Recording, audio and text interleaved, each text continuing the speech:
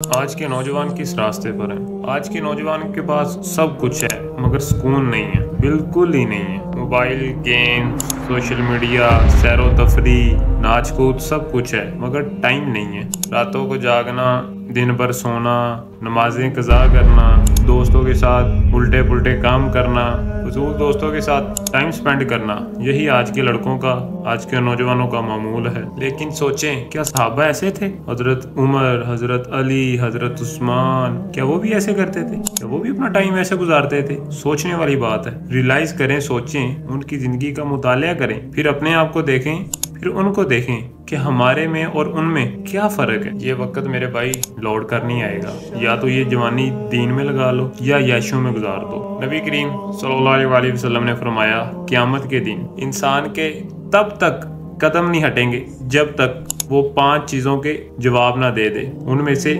ایک یہ بھی ہوگا کہ جوانی کہاں پر گزاری۔ تو میرے بھائی، فیصلہ آپ کے ہاتھ میں ہے۔